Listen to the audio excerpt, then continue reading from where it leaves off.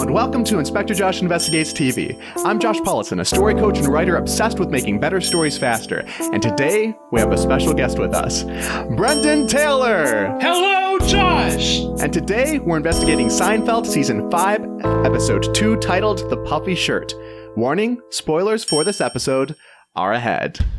Brendan is a theater practitioner and writer in the Middle Tennessee area. By day, he's an educational assistant at a local elementary school and a live radio DJ. And by night, he's usually directing and or producing a play in his hometown community theater. He recently earned a Master of Theater Arts degree from Regent University and hopes to run his own theater company in the not-too-distant future. How you doing today, Brendan? I am doing fantastic, Josh. How are you? I'm doing really awesome. So, Nice. What are we looking at today here? We are looking at an episode of Seinfeld that is arguably one of the best Seinfeld episodes. This is Season 5, Episode 2. It's called The Puffy Shirt. Hopefully some of your listeners are familiar with The Puffy Shirt. You can't be in my book, in my humble opinion, you cannot be a Seinfeld fan if you do not know The Puffy Shirt. So, there you go. All right. Sweet. So what's this kind of effect lesson that you're looking at? Like, I actually hadn't heard of it before, but it sounds like it's pretty discussed in theater, which you went to college for, and that's what you're into now. Yes, exactly. What we're going to be looking at in this episode is the alienation effect. And no, Josh, I know what you're thinking. This is not the study of extraterrestrial life forms in Seinfeld episodes. Oh, dang. I know it. The alienation effect is the result of the audience neither identifying nor sympathizing with one or more aspects of a story. So it's like we're keeping a distance from something with the desire of focusing on something else. Okay. Does that make sense? Yeah. Yeah, I think that's really interesting. And in sitcoms nowadays, I mean, this is kind of like a main trope, I believe it's called. Yep. It's like common practice to have those things that the audience like wants to separate themselves from in order to better focus on the main protagonist. You know, it started in 1940s and 1930s theater, German expressionist theater, where you have one playwright named Bertolt Brecht. He actually named one of his characters Swiss cheese because he did not want, that's it. He didn't want his audience to be sympathetic toward that character. So he named that character Swiss cheese. You know, it's like, what do you do? Bullets or something? Like, was there like a direct meaning with that, or was it just Swiss cheese because? It was just Swiss cheese because. Okay. At least from what I studied, it was just Swiss cheese because he didn't want the audience to like that character. Wow. Not necessarily to like or dislike, but he didn't want them to focus so much on that character that they lost track of the real story that was going on. Yeah. That's really interesting. I didn't expect that would be the way it started. That's hilarious. But now we're in 2018, Josh. We don't have to worry about Swiss cheese. We have the Puffy Shirt. Sweet. So, and not only in this episode do we have the Puffy Shirt, but we also have the Low Talker. And again, Seinfeld fans will know the Low Talker. Her name is not Leslie. Her name is the Low Talker because she speaks so low so as to be inaudible and incomprehensible, thus providing the comedic foundation for the entire episode. I feel like I'm just running over you with this information. It is A-okay. It's a lot of fun hearing you talk about it. I didn't know that I didn't know what the alienation effect was before you emailed me about it. And I also did not know that was how it started. That's hilarious and amazing. And also I'm excited to talk more about the Puffy Shirt. So should I play that audio clip now? Yeah, go ahead, play it.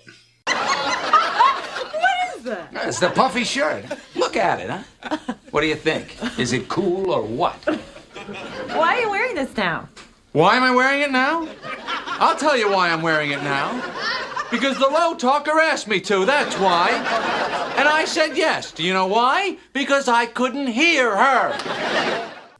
So, This clip comes from the final crisis of the episode.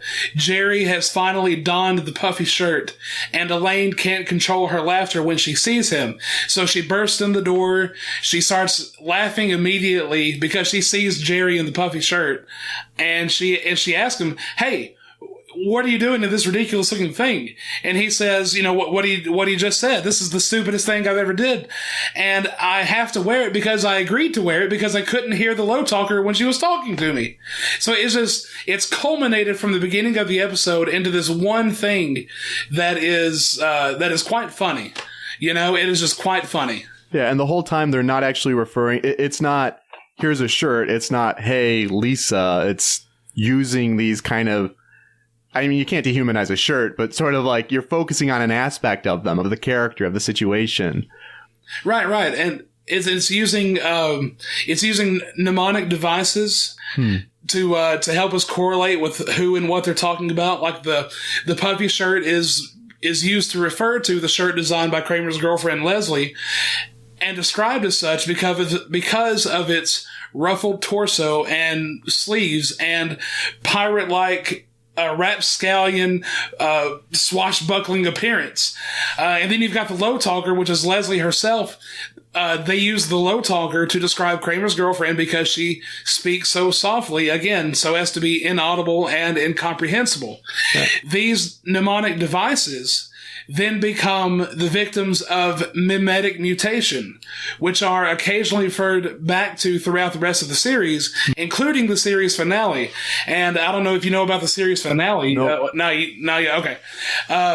So jump spoilers ahead. Would be ahead. So yeah, that's right. Well, I mean, it's a sitcom from the 90s. I mean, if you need spoilers for that, it's like having spoilers for Good Eats. You don't really need that.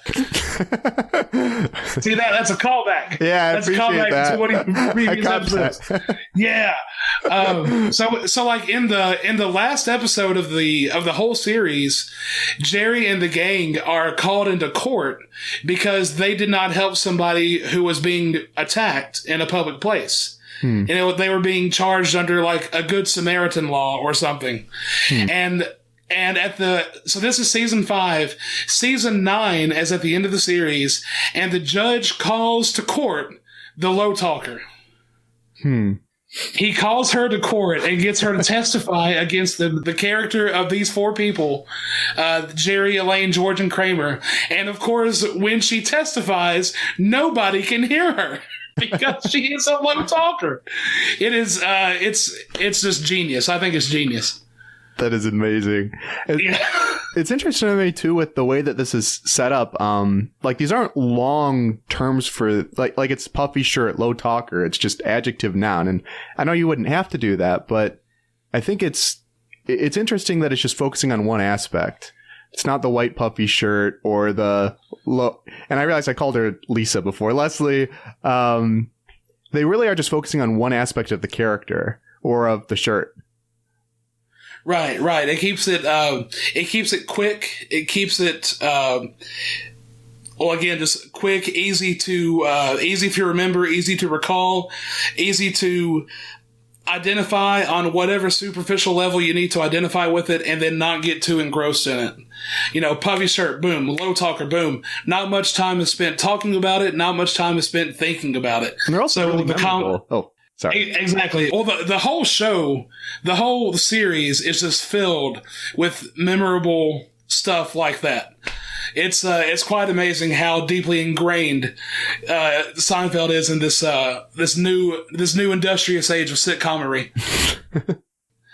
So this episode only works because we as the audience can neither sympathize with Leslie or identify with the puppy shirt, and that's the whole reason for the alienation effect, or that's the result of the alienation effect. No one except Kramer calls Leslie by her name. She's just the low talker. And this separates us as the audience from her as a character. That way we don't feel bad for her and her otherwise humiliating experience at the show's climax.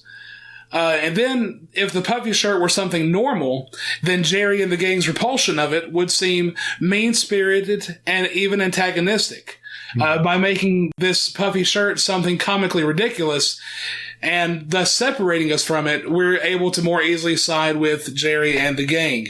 How this can apply to our own works, you might ask. Well, just take their example, Josh, and I believe you've already got a good example for us. All right. Yeah, I was thinking if somebody's screaming all the time, you could go the opposite way and they're the loudspeaker. And I have at least one friend who actually comes to mind when I think of this, but you could refer to them, oh, here comes the loudspeaker. Ah! Everything's amazing. I love you all. When they enter the room, the general volume of the atmosphere just increases by 5 notches. Yep. Yeah, I am well aware of those types of people. Not to categorize them in any way, but those people are out there. Yeah. Well, and I mean, it's like not categorizing low talkers either, but it's funny to look at that. Like, it's kind of laughing at ourselves and seeing here's different things that we have going on. Like, I can be a loudspeaker. I mean, I'd love to hear the terms that some of my friends would come up with for me. Oh, exactly. It almost even serves as a mirror for reflection. You know, it's like where are these times where I myself am a low talker, like you just said, or when am I the loudspeaker? Yeah. Or when am I the guy with the puffy shirt? Or and I think the key to these devices, these phrases that we can use to identify these people and these objects. The thing about it is they're short and they're sweet. Mm-hmm. Puffy shirt, low talker, boom, boom. It's just it's a 1-2 click. So if we were to incorporate those in our own works, follow the same example, focus on that one thing that is about that object or that person. Like you said, focus on that one thing. It's not that she's a pretty low talker or an ugly low talker. It's just that she's a low talker. Yeah. It's not that it's a white puffy shirt or a dirty puffy shirt. It's just a puffy shirt. Just keep the description short, sweet, simple, cut to the point. Boom. There it is. And you've got your comedic device. Yeah. That's really awesome. Well, thanks so much, Brendan. Like, this was really cool, and it was great hearing you sharing about the puffy shirt and about the alienation effect. I had fun, man. This was awesome. This was super fun. Anytime I can geek out over Seinfeld and have other people listen to me, that's awesome. Great. And with that, I'd say it's safe to say, case closed! Thanks so much for listening, guys. We'll be back with another episode next week. Where can we find you, Brendan? Well, you can find me on Twitter at Levi the Believer, or you can look me up on my blog at thebookofbrendan.com. That's the Book of Brendan, Brendan with 2 E's.com. Thanks so much, Brendan. And you can find me, Josh Paulison, on Twitter at Josh Paulison and at my website, joshpaulison.com. Have a fantastic week, guys. Goodbye.